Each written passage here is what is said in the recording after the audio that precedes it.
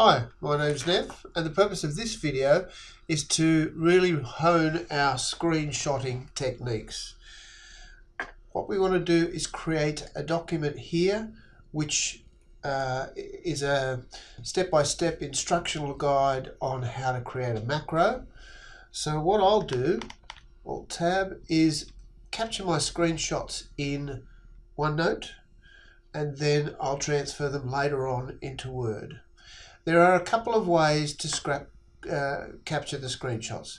If I have a website open, I could insert a screen clipping. Why can't I see it here now? Screen clipping.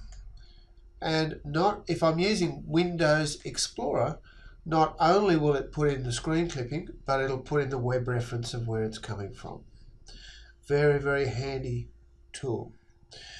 Now, that screen clipping tool can actually be put up into the quick launch up here. It's not the quick launch, it's the quick access toolbar.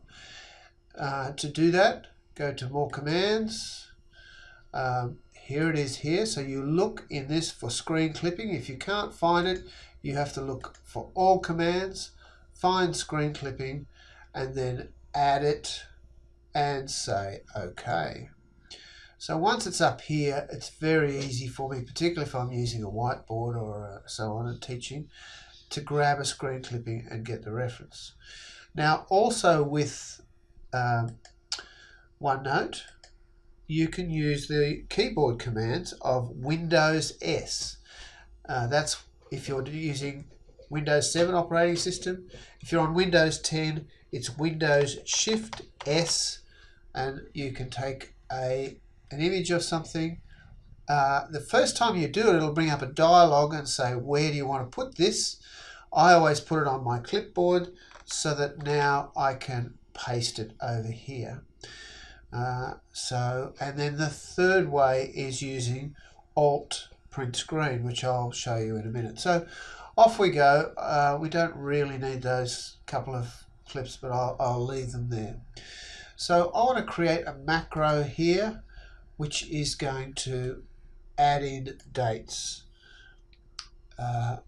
Or I could maybe do a macro which does bold or anything. Anyway, let's go. Macros live in the view command. So I need to screen clip that particular command. Now, if I were to go away from here and choose this, I would lose my my drop down. So Alt-Tab. So hang on, I'll go back here again, and I'm going to use Windows+S is the best option here. Again, if you're on Windows 10, Windows+Shift+S. And now I can capture that it's in the view command, and I want the run macro command. I'll do my right arrow and enter, paste, enter. So I can grab that sort of screenshot. Obviously I can enlarge it if I want to. Okay. Sometimes it's hard to get those extra lines in. All right.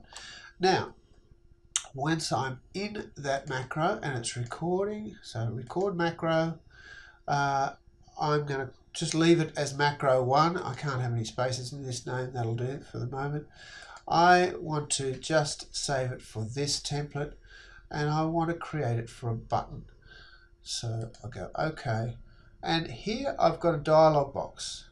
If I want to copy that whole dialog box, I would normally do Alt+Print Screen. Alt-Tab gets me back to where I was, and paste. Now, if you are working on a Surface Pro by any chance, you may not have a print screen button, in which case it will be Function Alt spacebar. So that's a very handy one to know. Let's do that again. Oh, so we're over here.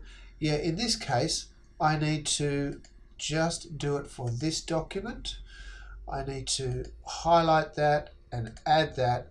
So it's really now that I want this Alt+Print Screen. Now, in this case, I'm going to do Windows+Shift+S again to highlight the things that I have just changed. Alt-Tab and paste. Now I'm going to go back here, and I have to say OK, and we are now recording our macro. Whoops, I forgot to do one thing then. I forgot to choose my icon. So I'm going to stop this macro, and I'm going to do that again. Sorry, record macro. This will be macro 2. Yes, not the, I want it in there. Okay. Actually, this time from OneNote, I'm going to use my screen clipping tool. I could either go insert and then screen clipping there, or I can use it from up here and here, and this time it'll just go straight in. Okay, I can get rid of that date later, date and time. Now I want to go, oh, here we are. I want to, just this document. That's fine, and I want to modify. And here I've got a small dialog box, and again, it's ideal if I do Alt+Print Screen, or again, if you're on a Surface Pro with no print screen button, Function Alt spacebar. Alt-Tab to get back to my OneNote file, and paste.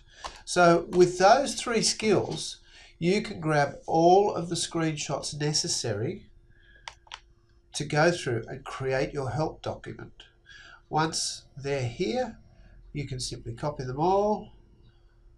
That'll do me for the moment. Copy, paste them into your Word document. I'm going to cancel for a minute. Cancel, cancel. Paste them in here. Oh, this is still recording. Oh dear. Stop recording. And then you can add whatever text you need to, and you may want to add arrows. For example, I might need some text here, blah blah blah, which is an insert illustrations. I want shapes, I want an arrow, and I want to point to here.